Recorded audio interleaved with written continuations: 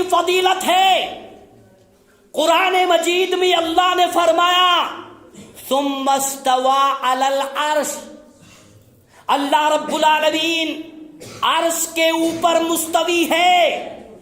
جنت الفردوس کی چھت اللہ کا عرش ہے. اللہ کے عرش کے اوپر مالک کائنات کی چیئر ہے. حدیث میں آتا ہے، آج یہاں پر میں گوہانا والوں سے ایک سوال کروں گا انشاءاللہ، ایک سوال کروں گا.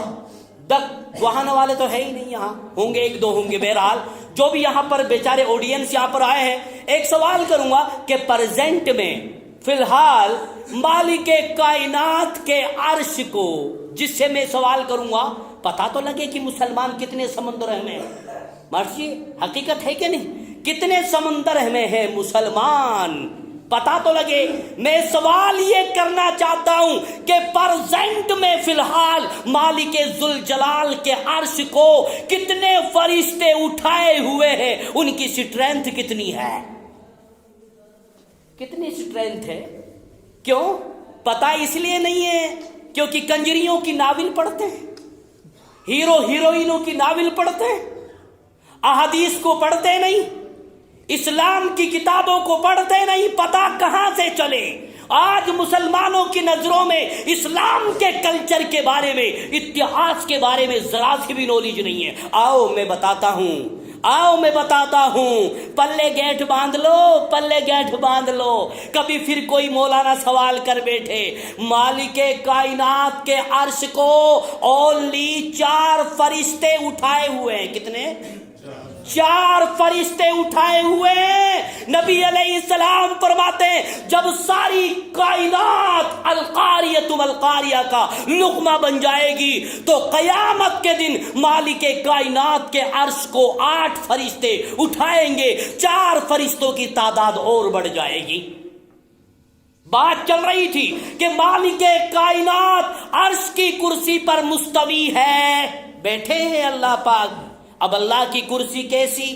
اللہ عالم بالصواب، اللہ بہتر جانتا ہے. لیکن یہاں پر ایک بات بتا رہا ہوں میں آپ لوگوں کے لیے، مالک کائنات کے عرش کے پاس میں ایک ستون ہے، ایک ستون، ایک کھمبا جو نور سے منور ہے، ٹمٹماتا ہے، چمکتا ہے، دمکتا ہے.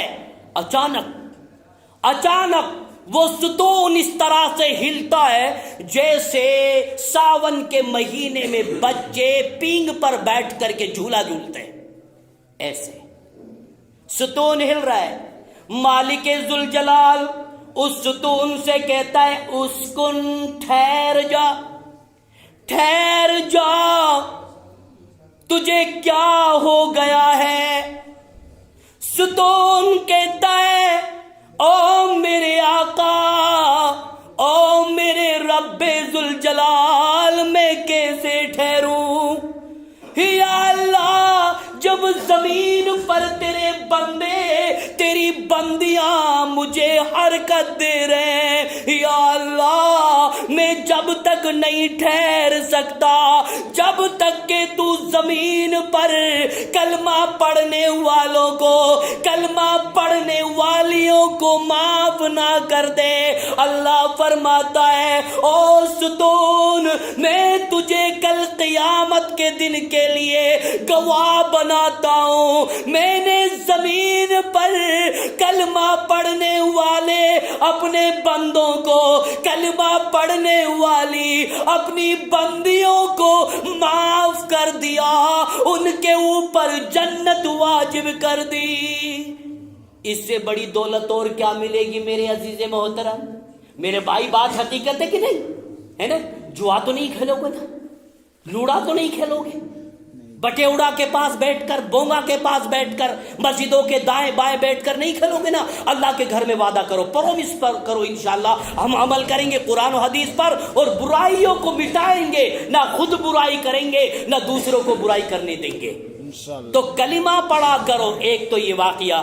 آئیے ایک دوسرا واقعہ اور میں بیان کرتا ہوں کلمہ لا الہ الا اللہ کے تعلق سے. حضرت موسیٰ علیہ السلام